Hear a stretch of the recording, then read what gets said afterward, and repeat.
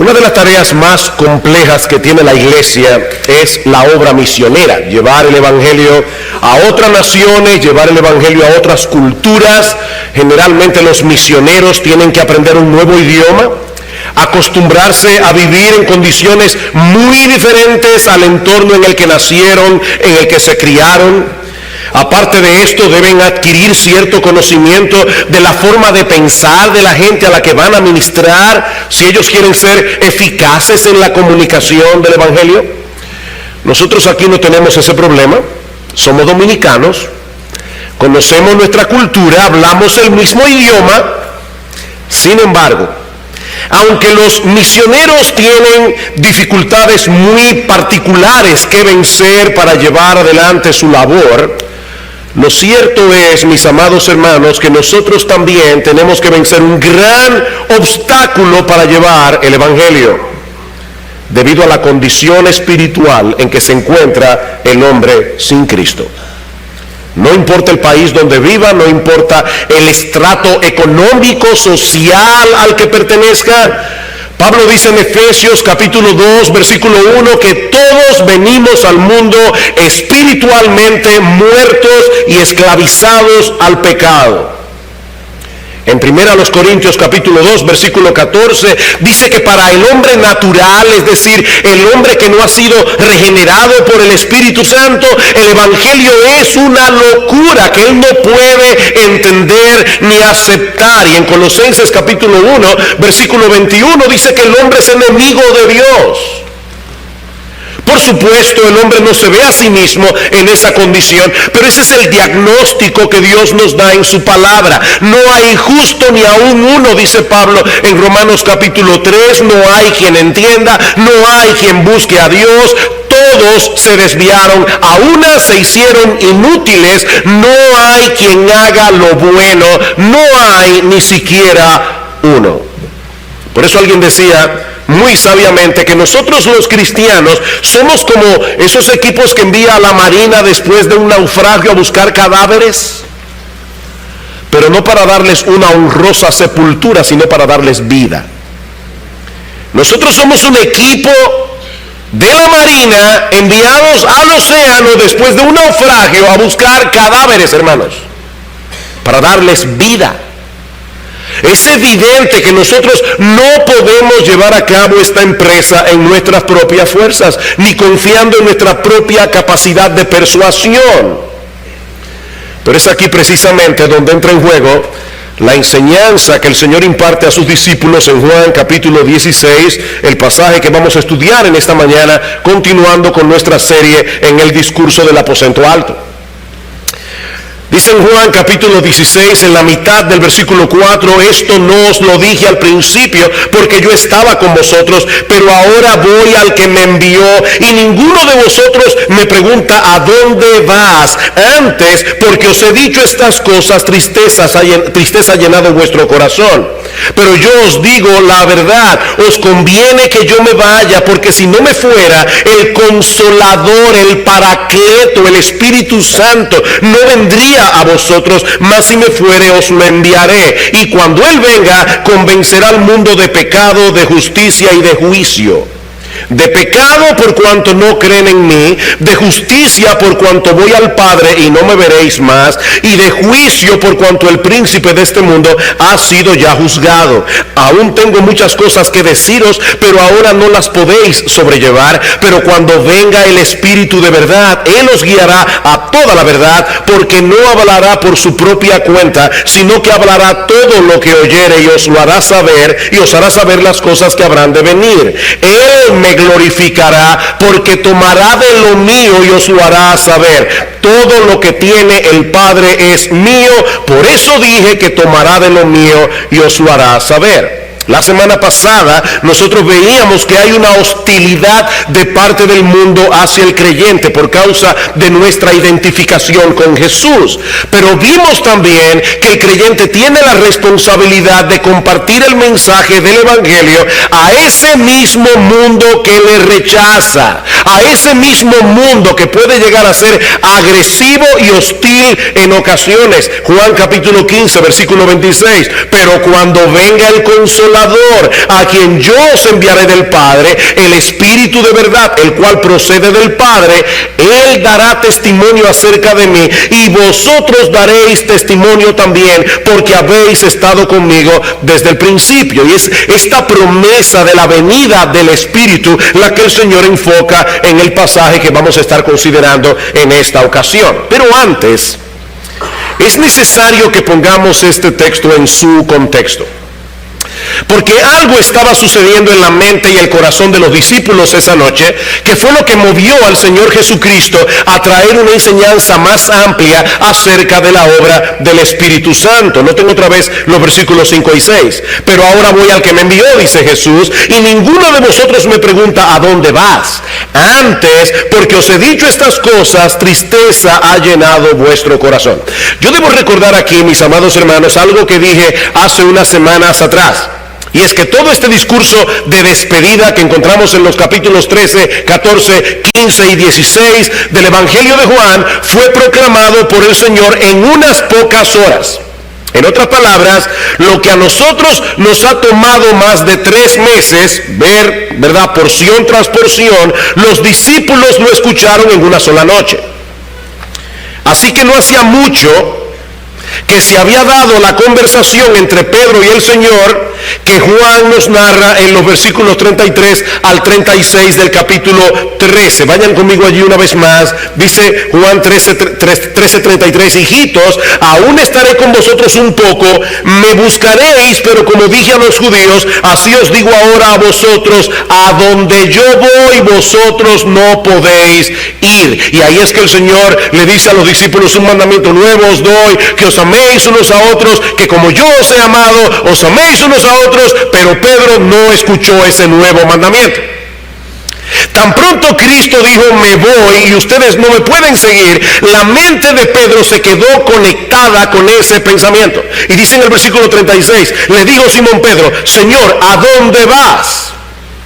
Jesús le respondió: a donde yo voy no me puedes seguir ahora, mas me seguirás después. Y un poco más adelante Tomás vuelve a sacar a colación el mismo asunto. Juan 14:4.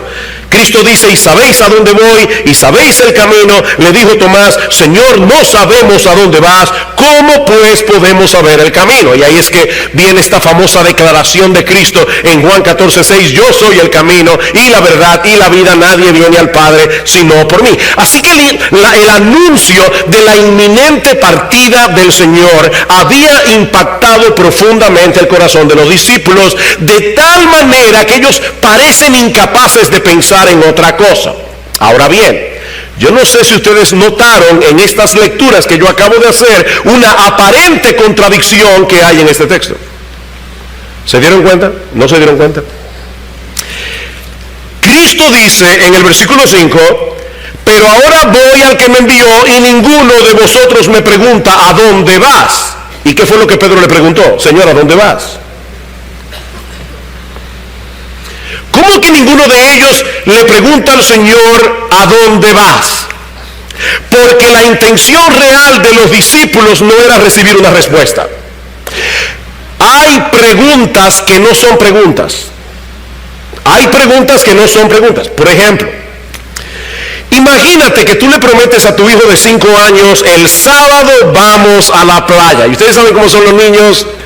Esa noche él duerme con el tubo agarrado y con el traje de baño puesto. Amanece el sábado y surge un imprevisto en la empresa donde trabajas, tan y tan serio que tienes que atenderlo de inmediatamente, o de lo contrario el desastre será mayúsculo. Cuando tú le dices a tu hijo de 5 años que no van a poder ir a la playa porque tienes que irte a otro lugar, es posible que el niño te pregunte muy decepcionado: pero papi, ¿para dónde vas? Por supuesto, a él no le interesa que tú le respondas cuál es tu destino, porque esa no es su pregunta. Él está expresando la queja de su corazón.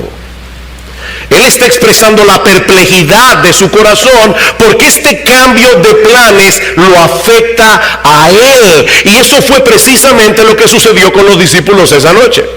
Si bien es cierto que la tristeza de los apóstoles era una manifestación evidente de su deseo de estar con Cristo, al mismo tiempo revela una actitud sumamente egoísta y egocéntrica, porque toda la preocupación de estos hombres estaba centrada en ellos y no en Jesús ni en el significado redentor de su partida. Ya Cristo les había dicho en Juan 14:28, si me amarais, os habríais regocijado, porque he dicho que voy al Padre. Pero ellos no estaban experimentando ningún gozo en ese momento.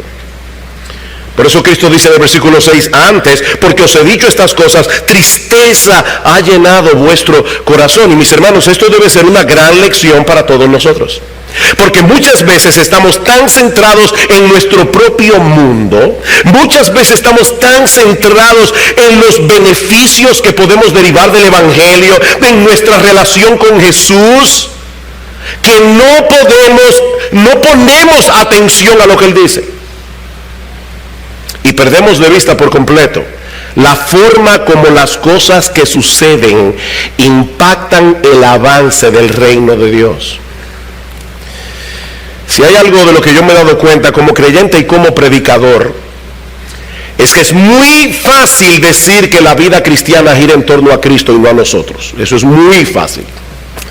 Es muy fácil repetir el Padre Nuestro, Señor, venga tu reino, hágase tu voluntad en la tierra como en el cielo, pero lo que muchas veces hay en nuestro corazón es, Señor, venga mi reino y hágase mi voluntad. La realidad es, mis hermanos, que nuestro yo es como un imán poderoso que constantemente nos empuja fuera de Jesús para que gravitemos en torno a nosotros mismos. Y somos tan egocéntricos que muchas veces aún evaluamos la iglesia y el ministerio de la iglesia en función de nuestras necesidades. Si me gustó los himnos, si me gustó la prédica, si se cantó lo que yo quería, si las actividades de la iglesia tienen que ver conmigo, yo, no en función del reino de Dios y del Evangelio. Pero gracias al Señor que Él no nos da lo que queremos, sino lo que realmente necesitamos. ¿Qué querían los discípulos en ese momento? Que Jesús no se fuera. Sin embargo, era beneficioso para ellos que Él partiera, versículo 7. Pero yo os digo la verdad, os conviene que yo me vaya, porque si no me fuera, el Consolador no vendría a vosotros, mas si me fuere, os lo enviaré. Era necesario que el Señor concluyera su obra de redención, que muriera en la cruz, que resucitara al tercer día, que ascendiera a los cielos, que se sentara a la diestra de Dios, para que entonces el Espíritu Santo venga a aplicar esa obra ya completa en el corazón de los hombres. Y aunque los discípulos no lo entendieran en ese momento, la partida de Jesús era beneficiosa para ellos, porque ellos iban a disfrutar la venida del Espíritu Santo. ¿Alguna vez ustedes han pensado, oye, qué bueno hubiera sido vivir en la época de Jesús? No, probablemente si tú vivieras en la época de Jesús nunca hubieras podido verlo. Hubieras tenido que viajar a no sé dónde. Jesús estaría rodeado de gente. Como dice Juan Carlos Rael, el cuerpo físico de Cristo solo podía estar en un sitio a la vez, mientras que el Espíritu Santo puede estar en todos los sitios a la vez, obrando en el corazón del creyente y a través de los creyentes obrando en el mundo. ¿Cómo podemos explicar que estos mismos discípulos que muchas veces no entendían las palabras de Jesús, que iban a salir huyendo en el momento de su arresto, son los mismos que encontramos en el libro de los Hechos, unas semanas más tarde, predicando el Evangelio sin temor? A pesar de las amenazas de los líderes religiosos de Israel, ¿cómo explicamos ese cambio? El Espíritu Santo. El Espíritu vino sobre ellos en el día de Pentecostés, tal como Jesús lo había prometido, y el panorama cambió radicalmente. Dice en Hechos 4:31, todos fueron llenos del Espíritu Santo y hablaban con denuedo, con coraje, con valentía la palabra de Dios. Y en Hechos 5:41, después de haber sido azotados, dice que salieron gozosos del concilio, habiendo sido tenidos por dignos de padecer afrenta por el nombre. el Espíritu Santo. Pero el Espíritu Santo no se limita a obrar en los discípulos, sino también en el mundo. De hecho, nadie puede llegar a ser creyente a menos que el Espíritu Santo no obre en su corazón para traerlo a Cristo en arrepentimiento y fe. Y eso es lo que vemos en los versículos 8 al 11. Y cuando Él venga, convencerá al mundo de pecado, de justicia y de juicio. De pecado por cuanto no creen en mí, de justicia por cuanto voy al Padre y no me veréis más, y de juicio por cuanto el príncipe de este mundo ha sido ya juzgado. He aquí la solución al dilema que planteamos al principio. ¿Qué sentido tiene predicar el Evangelio a personas que lo rechazan con todo su corazón? La respuesta de Jesús es: el Espíritu Santo es enviado al mundo para convencer al mundo. Y esta palabra convencer significa exponer, acusar, dejar sin argumento, convencer de culpabilidad. En otras palabras, Él se encargará de que muchos que ahora pertenecen al mundo vean su culpa, vean su vergüenza, de modo que puedan venir a Cristo en arrepentimiento y fe. Eso hace el Espíritu Santo. El Señor dijo en cierta ocasión que los sanos no tienen necesidad de médicos, sino los enfermos. Así que lo primero que hace el Espíritu Santo para traernos a salvación es hacernos ver que estamos en serios problemas, que necesitamos ser salvados. Es por eso que el Espíritu Santo viene para convencer al hombre de pecado, de justicia y de juicio. De paso, hermanos, noten que el texto no dice: cuando Él venga, convencerá al mundo de que Dios lo ama y tiene un plan maravilloso para él. Que Jesús es un gran amigo. Y que Él viene a resolver todos tus problemas. Él viene a quitar el vacío de tu corazón. No, Jesús puede hacer todo eso, pero lo primero que Él hace es convencerte de pecado, de justicia y de juicio. Ahora, ¿qué significa eso? Hermanos, este texto es uno de los textos más difíciles de todo el discurso del aposento alto. De hecho, hay mucha discusión entre los comentaristas acerca de qué significa eso que el Espíritu Santo hace. Yo creo que Donald Carson, en su forma de interpretar este texto, tiene razón. Así que yo voy a seguir sus pasos aquí. En primer lugar, el Espíritu Santo convence al mundo de pecado, de modo que puedan creer en Jesús. Dice: de pecado por cuanto no creen en mí. En otras palabras, para que el mundo vea su necesidad de creer en Cristo, tiene que percibir primero su propia pecaminosidad. Nadie va a confiar en Cristo a menos que se vea a sí mismo como un pecador culpable y condenado. Y el Espíritu Santo viene a convencer al mundo a través de la predicación del Evangelio de que somos pecadores. ¿Recuerdan lo que pasó en Pentecostés cuando el apóstol Pedro predicó el primer mensaje? Dice que los judíos que estaban allí se compungieron de corazón y dijeron: varones hermanos, ¿qué haremos? Si Pedro hubiera predicado ese mismo mensaje 2 días antes, no hubiera pasado nada. Pero Pedro predicó y ya el Espíritu Santo estaba allí, convenciendo al mundo de pecado. Por eso yo decía el domingo pasado que si una persona nunca se ha visto a sí misma como alguien que merece la condenación del infierno, podemos estar completamente seguros de que esa persona no es cristiana. Mi amigo, yo no quisiera que nada te distraiga de esto que yo acabo de decir, así que lo voy a repetir. Si una persona nunca se ha visto a sí misma como alguien que merece la condenación del infierno, nosotros podemos estar absolutamente seguros, como si tuviéramos delante de nuestros ojos el libro de la vida, que esa persona no es cristiana. Con toda seguridad. Porque lo primero que hace el Espíritu Santo es convencernos de pecado. Y lo segundo que hace, según este texto, es convencernos de que nuestra propia justicia es totalmente inadecuada para salvarnos. Vean el texto otra vez en el versículo 10. Dice: cuando Él venga, convencerá al mundo de pecado, de justicia Y dice en el versículo 10, de justicia, por cuanto voy al Padre y no me veréis más. Hermanos, recuerden otra vez que la palabra convencer, y esta palabra es clave para entender el resto, la palabra convencer significa convencer de culpabilidad, sacar a la luz tu vergüenza. La pregunta es, ¿en qué sentido el Espíritu Santo acusa al hombre de justicia? ¿Cómo se puede acusar a alguien de tener justicia? Cuando dice el Espíritu Santo convence de pecado, es de su pecado, ¿verdad? Bueno, ese su no aparece en el texto, pero podemos añadirlo también. El Espíritu viene a convencer al hombre de su justicia. De su justicia. Es muy probable que el Señor esté usando esa expresión en el mismo sentido en que la usa el profeta Isaías, cuando dice en Isaías 64:6 que todas nuestras obras de justicia son como un trapo de inmundicia delante de Dios. O sea que lo que nos convence el Espíritu Santo es que nuestra justicia, lo que nosotros llamamos nuestra justicia, es absolutamente inadecuada a los ojos de Dios.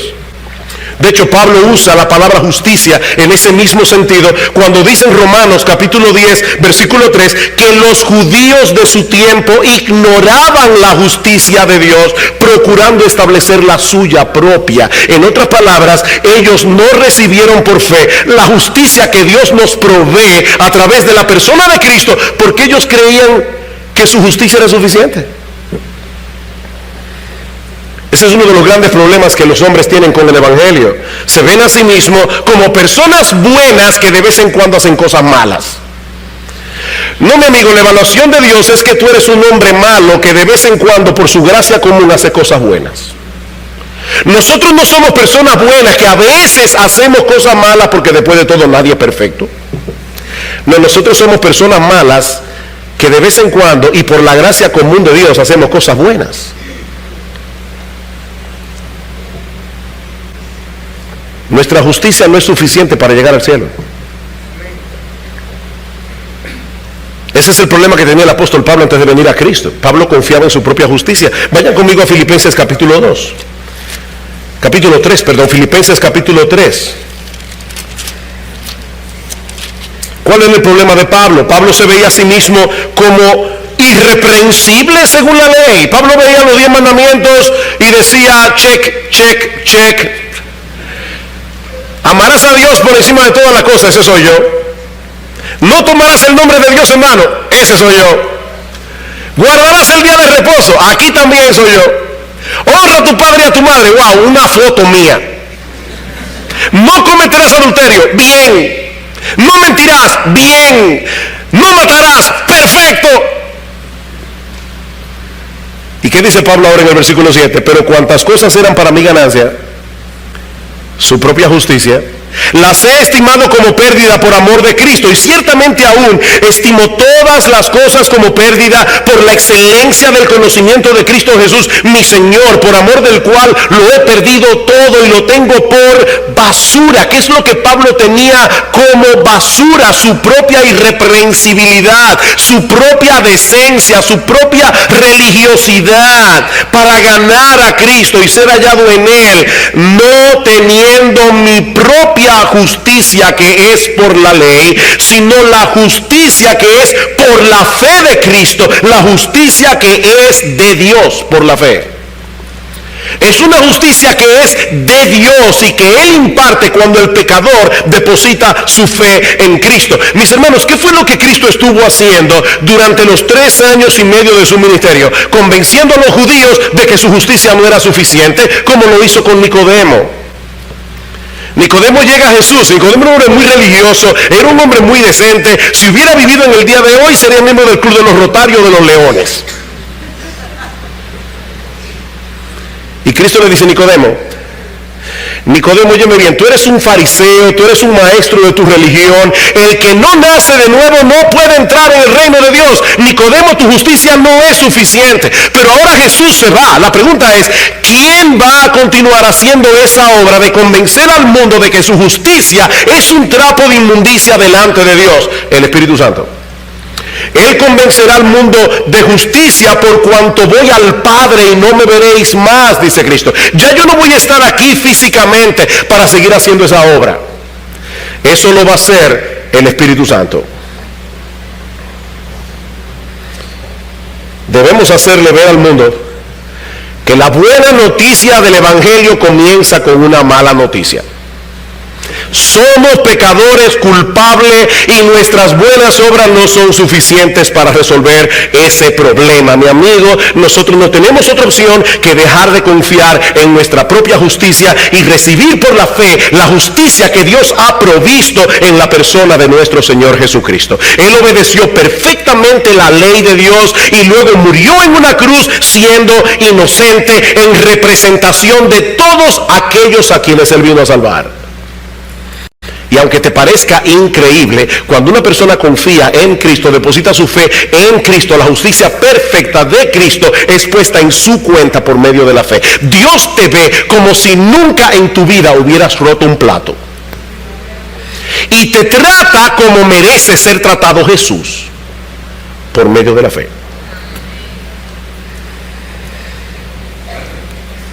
Por supuesto, para que un pecador vea las cosas de ese modo, tiene que experimentar un profundo cambio de mentalidad. Y eso requiere otra vez la intervención del Espíritu Santo. Juan capítulo 16. Dice, cuando Él venga, convencerá al mundo de pecado, de justicia y de juicio. Versículo 11. De juicio por cuanto el príncipe de este mundo ha sido ya juzgado. ¿En qué sentido el Espíritu viene a convencer al mundo de juicio? A hacerle ver la culpabilidad de su juicio. A hacerle ver la vergüenza que deberían tener por el juicio que han hecho. ¿En qué sentido? La clave parece estar en lo que sigue diciendo luego. Viene a convencer al mundo de juicio por cuanto el príncipe de este mundo ha sido ya juzgado. Hermanos, ¿dónde fue juzgado el príncipe de este mundo? Obviamente en la cruz del Calvario. En Juan capítulo 12, versículo 31, mirando hacia la cruz, Cristo dice, ahora es el juicio de este mundo. Ahora el príncipe de este mundo será echado fuera. En otras palabras, lo que pareció una terrible derrota para Jesús fue en realidad una aplastante victoria contra el príncipe de este mundo. Cristo venció en debilidad, muriendo en la cruz del Calvario por nuestros pecados. Pero ¿saben qué? Ese no es el juicio que el mundo hace de lo que pasó en la cruz. El mundo no lo ve de ese modo. Cuando el mundo evalúa la muerte de Cristo en la cruz, hace un juicio equivocado de lo que realmente ocurrió allí. Pero entonces interviene el Espíritu Santo para darle convicción al pecador, no solo de que su juicio con respecto a Jesús es totalmente equivocado, sino también que es el producto de un prejuicio pecaminoso. O sea, el Espíritu Santo viene a convencer al hombre, no solo de que su juicio es erróneo, sino de que él razona equivocadamente por un prejuicio pecaminoso de su corazón. ¿Cómo así? Ellos prefieren pensar que Jesús fue derrotado en la cruz antes que verlo como un Salvador victorioso, porque entonces tienen que someterse a su señorío. Pero el Espíritu Santo hace una obra tal de transformación en el corazón del pecador que de repente comienza a ver a Cristo con otros ojos. Yo creo que pocos textos del Nuevo Testamento presentan esta verdad en una forma tan hermosa y tan impactante como 2 Corintios capítulo 4. 2 Corintios capítulo 4. Versículo 3. Yo sé que este es un texto que citamos mucho en este púlpito. Dice Pablo, pero si nuestro evangelio está aún encubierto, entre los que se pierden está encubierto, en los cuales el Dios de este siglo cegó el entendimiento de los incrédulos para que no les resplandezca la luz del evangelio de la gloria de Cristo, el cual es la imagen de Dios. El hombre está ciego, el hombre no hace una correcta evaluación de Jesús. Para el mundo, el pobre Jesús murió como un derrotado en la cruz del Calvario. Por eso no me agrada la película de Mel Gibson, La Pasión, porque porque te mueve a sentir pena por Jesús, pero no te mueve a entender qué fue lo que realmente sucedió en esa cruz cuando Cristo fue masacrado por nuestros pecados. Cristo estaba teniendo una tremenda victoria allí. Pero el mundo no lo ve así, y no lo ve así porque el diablo les ha cegado el entendimiento para que ellos no puedan ver a Cristo como un Salvador victorioso y glorioso. ¿Qué hace el Espíritu Santo? Versículo 5 dice Pablo: pero nosotros predicamos no a nosotros mismos, sino a Jesucristo como Señor, y a nosotros como vuestros siervos por amor a Jesús. Pablo dice: el hombre está ciego, el diablo les ha cegado el entendimiento, ellos no ven gloria en Jesús, pero yo como quiera predico el Evangelio de Jesús. Y Pablo, ¿para qué tú predicas el Evangelio si el pecador está muerto, si está ciego, si es un enemigo de Dios? Pablo explica en el versículo 6: porque Dios, que mandó que de las tinieblas resplandeciese la luz, es el que resplandeció en nuestros corazones a través de la obra del Espíritu Santo, para iluminación del conocimiento de la gloria de Dios en la faz de Jesucristo. En otras palabras, aquí está el predicador predicando el Evangelio, allí hay un pecador ciego, muerto en sus delitos y pecados, y el Espíritu Santo viene en el contexto de la predicación y abre en el corazón de ese hombre, le dice: sea la luz, y de repente ese individuo ve a Cristo como el ser más glorioso del universo, a quien vale la pena entregarle absolutamente todo. Eso hace el Espíritu Santo. Eso fue lo que el Espíritu Santo hizo en tu vida cuando tú viniste a Cristo. ¿Se dan cuenta, mis hermanos, que lo que se requiere para que un pecador sea salvo tiene que ser absolutamente divino? El pecador tiene que ser convencido de que es un pecador culpable. Tiene que ser convencido de que su supuesta justicia es un trapo de inmundicia delante de Dios. Y tiene que ser convencido de que él está completamente equivocado con respecto a las cosas espirituales y sobre todo en su juicio con respecto a la persona y a la obra de Jesús. Y ninguno de nosotros aquí tiene la capacidad de convencer a nadie de ninguna de esas cosas. Es por eso, hermanos, que nosotros constantemente les pedimos que oren por sus predicadores, que oren por sus pastores. Nosotros no tenemos esa capacidad. No hay un individuo tan persuasivo que pueda hacer eso. Pero para eso vino el Espíritu Santo, para obrar por medio de nuestra predicación del Evangelio, abriendo los ojos de los ciegos y dándole vida a los muertos. Así que, mi hermano, predica el Evangelio, porque tú no estás solo en esa tarea. Hay personas que dicen: ay, pastor, yo me siento tan inadecuado para predicar el Evangelio. Déjame darte una buena noticia.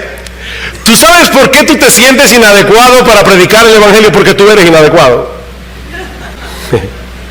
O sea que tu evaluación es correcta. Tú eres absolutamente inadecuado para predicar el Evangelio. Pero, mi hermano, recuerda que el Espíritu Santo está allí obrando en ti y a través de ti para que otros puedan ser salvos.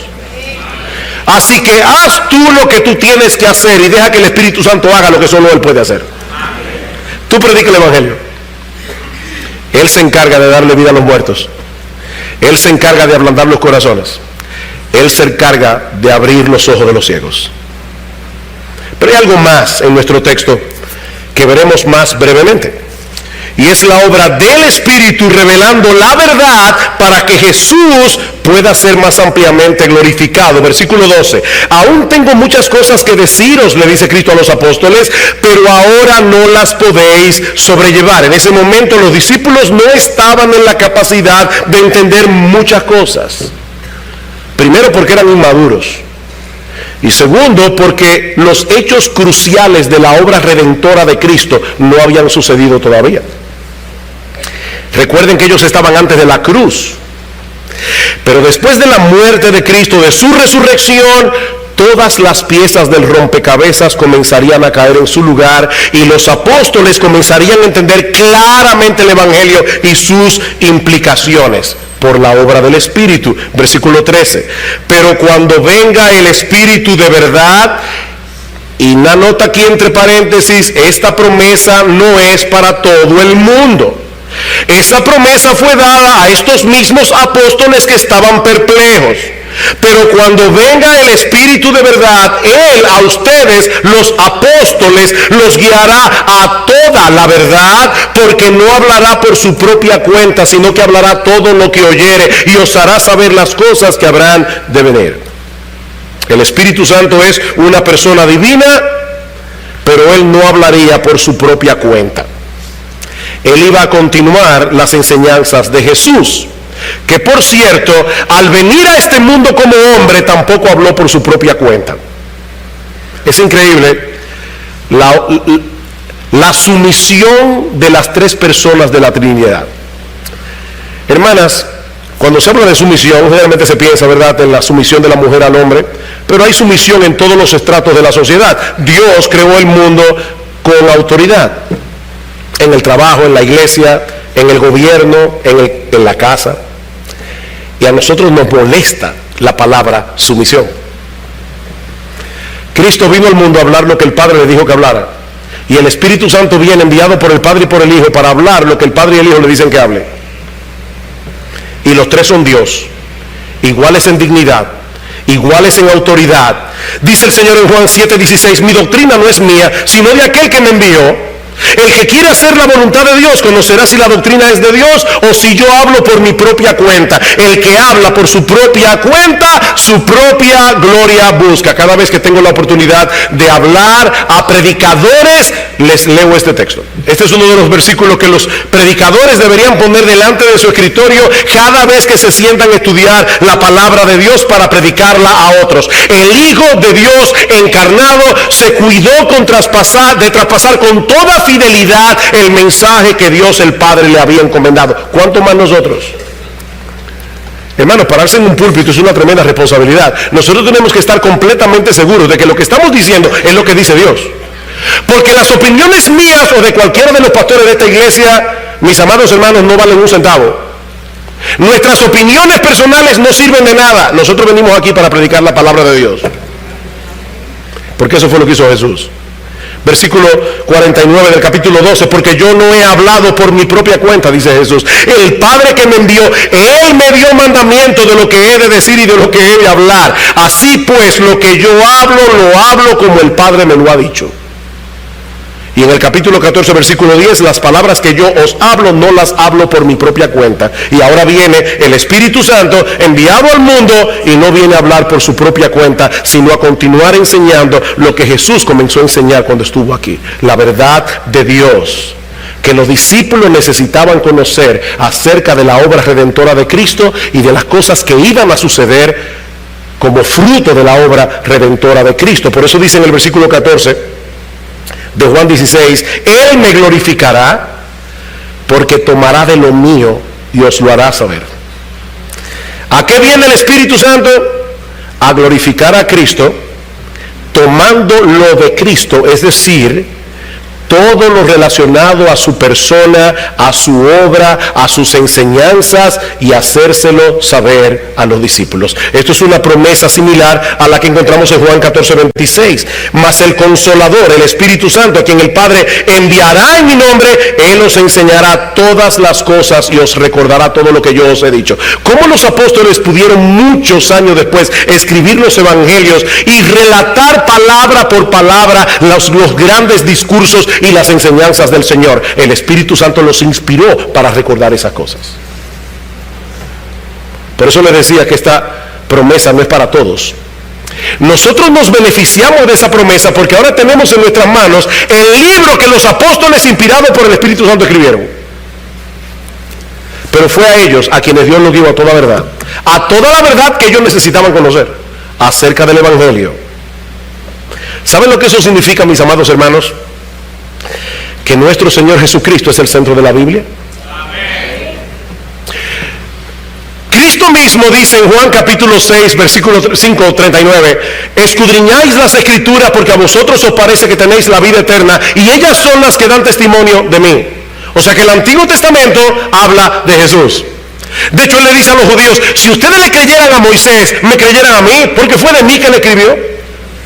El Antiguo Testamento habla de Jesús. ¿Recuerdan a los discípulos camino de Emaús cuando iban por el camino y comienzan a decirle a Jesús: ay, nosotros creíamos que este Mesías era el que iba a redimir a Israel de sus pecados? Y Cristo le dice: oh insensatos y tardos de corazón para creer todo lo que los profetas han dicho. Y dice: y comenzando desde Moisés y siguiendo por todas las escrituras, les enseñaba en todos los profetas lo que de él decían. Jesucristo es el centro del Antiguo Testamento. Pero ahora, en el discurso del aposento alto, Jesús les promete a los apóstoles la inspiración del Espíritu Santo para escribir el Nuevo Testamento y dar a los creyentes una mejor comprensión del Evangelio para la gloria de Jesús. Así que Jesús es el centro también del Nuevo Testamento. Versículo 14 otra vez: Él me glorificará porque tomará de lo mío y os lo hará saber. Todo lo que tiene el Padre es mío. Por eso dije que tomará de lo mío y os lo hará saber. Hermanos, el Nuevo Testamento no es otra cosa que una amplia explicación del Evangelio para que entendamos quién es Jesús y qué fue lo que él hizo a nuestro favor a través de su vida y de su muerte. Y en la misma medida en que los creyentes entienden lo que el Nuevo Testamento revela acerca de Jesús y acerca del Evangelio, en esa misma medida la iglesia está preparada para darle gloria a Jesús. Él me glorificará. ¿Cómo? Enseñándoles la verdad acerca de mí y acerca del Evangelio. Es por eso que Donald Carson dice muy sabiamente que la enseñanza de este texto nos libra de dos extremos igualmente peligrosos y dañinos: el de un cristianismo emocional carente de doctrina y el de una ortodoxia fría carente de emoción. Hermanos, algunos en las iglesias en el día de hoy menosprecian el estudio serio y profundo de las Escrituras, calificándolo de poco espiritual, dice Carson, y prefiriendo vociferar alabanzas a bases de respuestas bien elaboradas y clichés, como si la magnitud de la gloria que ofrecemos a Jesús dependiera de los decibelios de nuestros cantos y expresiones o de cuán ignorantes somos de la fe que profesamos. Mientras más bulla, más gloria. La doctrina no importa, eso es seco, eso es frío. Queremos un culto emotivo, queremos llorar de emoción cada vez que escuchamos hablar de Jesús. Así que vamos a decir: Jesús, Jesús, Jesús, tú eres lindo, glorioso, maravilloso. Aleluya. Y yo no estoy en contra de que digamos aleluya en el culto. Lo que estoy diciendo, mis hermanos, es que eso no sirve de nada. Eso no sirve de nada. Una emoción sin doctrina no sirve de nada. Pero por el otro lado, dice Carson, también están aquellos que menosprecian el gozo espontáneo de la adoración y el entusiasmo colectivo, considerando que tales cosas son meras emociones, como si la magnitud de la gloria que ofrecemos a Jesús depende de cuántas verdades podemos acumular en la cabeza. ¿Pero qué hace el Espíritu Santo? Él viene a revelar la verdad acerca de Jesús y acerca del Evangelio. ¿Para qué? Para glorificar a Jesús. Para que nosotros le demos gloria a Jesús. Mis hermanos, estos dos extremos son muy comunes en las iglesias en el día de hoy. Y saben que ninguno de los dos representa el verdadero cristianismo. Nosotros necesitamos la doctrina para tener un entendimiento más preciso de quién es Jesús y de qué fue lo que él hizo a nuestro favor. Pero saben que, amados hermanos de Iglesia Bíblica del Señor Jesucristo, nosotros debemos reaccionar apropiadamente a esa doctrina con un corazón gozoso, con un corazón agradecido, con un corazón obediente que se deleita en Jesús como su mayor tesoro. Amén. Ese es el cristianismo del Nuevo Testamento. Por eso los puritanos decían: necesitamos luz y calor. Luz y calor. Luz para el entendimiento, calor para el corazón. Los verdaderos adoradores adorarán al Padre en espíritu y en verdad, dice el Señor. Dios es espíritu, y los que le adoran en espíritu y en verdad es necesario que adoren. Oh, mis hermanos, que Dios nos libre, que Dios libre esta iglesia del emocionalismo y de los manipuladores emocionales que tanto abundan en muchas iglesias en el día de hoy. Que Dios nos libre, pero que Dios nos libre también de un cristianismo frío y cerebral, carente de gozo y de entusiasmo. El Espíritu vino a revelarnos a Cristo, iluminando nuestro entendimiento para que tengamos una mejor comprensión del Evangelio, no simplemente para que seamos ortodoxos en doctrina, sino para que seamos adoradores de Jesús, ardientes y apasionados. Para que ninguna cosa de este mundo pueda competir en nuestra devoción a Él. Y eso nos lleva de vuelta a la enseñanza de la vid y los pámpanos que veíamos hace unas semanas atrás en Juan 15. Mis hermanos, si nosotros queremos dar fruto, ¿tú quieres dar fruto en tu vida? ¿Tú quieres tener una vida cristiana fructífera? ¿Tú quieres luchar eficazmente contra el pecado que todavía mora en ti? No debemos concentrarnos primariamente en dar fruto. ¿Recuerdas eso? Si quieres dar fruto, no debemos concentrarnos primariamente en dar fruto, sino en permanecer en Jesús. Permanecer en Jesús, en mantenernos aferrados a Jesús, en dependencia de Jesús cada momento, cada día. Pero ¿saben qué, mis amados hermanos? Eso no ocurre en un vacío. Nosotros necesitamos adquirir una comprensión cada vez más precisa del Evangelio y vivir en consecuencia. Es de eso que se trata el Nuevo Testamento.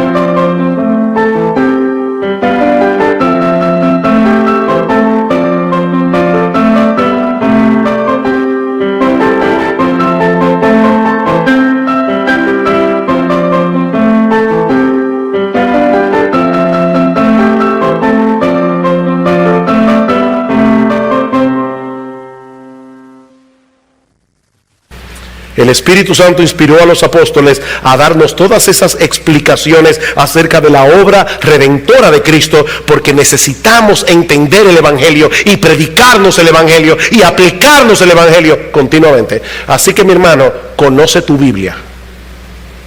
Conoce tu Biblia, empápate de tu Biblia y pídele a Dios en oración que use ese conocimiento para darte un corazón apasionado por Jesús, porque toda la Biblia trata acerca de Él. Y si hay alguien aquí que todavía está confiando en su religiosidad o en su decencia, creyendo que por alguna de estas cosas será recibido en la presencia de Dios, mi amigo, déjame recordarte una vez más que el Espíritu Santo vino al mundo a convencer a los hombres de su pecado, de la insuficiencia de su propia justicia y del error de su juicio. Es imposible que un pecador llegue al cielo sin Cristo, porque en ningún otro hay salvación, dice Pedro en Hechos 4:12, porque no hay otro nombre bajo el cielo dado a los hombres en que podamos ser salvos. No hay otro nombre. Yo soy el camino y la verdad y la vida, dice el Señor. Nadie viene al Padre sino por mí. Ven y ampárate por la fe en la justicia perfecta de Jesús, en su muerte en la cruz del Calvario. Reconoce que eres un pecador culpable, porque todo aquel que viene a Él clamando por misericordia, misericordia recibirá.